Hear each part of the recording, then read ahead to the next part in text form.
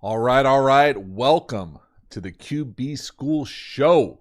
I am excited. We've got all sorts of great stuff to talk about tonight. Fired up on a number of different levels.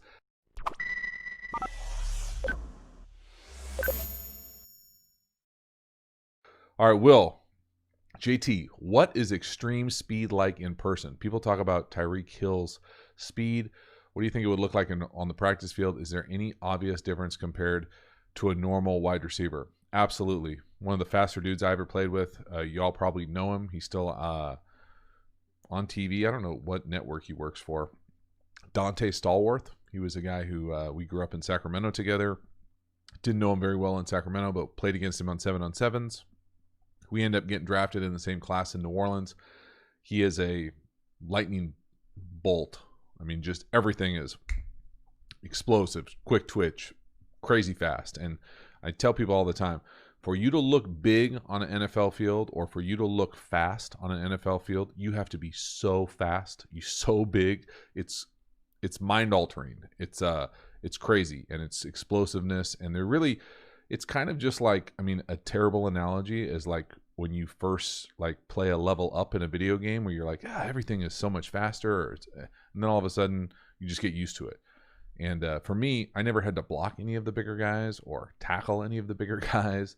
It was just basically, can you get the ball out of your hand a little bit faster? Can you process a little bit faster for my position? And so from that point of view, I thought it was great. It was kind of a separator, to be honest with you. It was it made the game a little bit more fun. But there were elements, obviously, where if you have to go physically match up against someone, you meet a ceiling pretty quickly. But for me, I didn't have to go cover anybody on an island out there. And so I love throwing to as many fast guys as possible. It takes a while to get used to as far as throwing because your landmarks might change a little bit. And but other than that, it's pretty fun.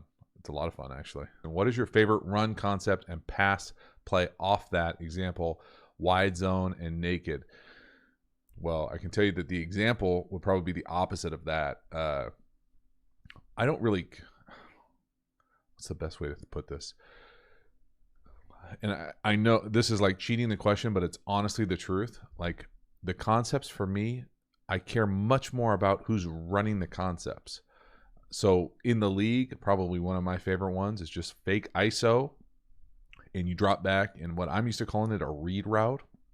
And all it is the perimeter wide receiver, one wide receiver basically takes a burst release in 2 or 3 yards, pushes vertical.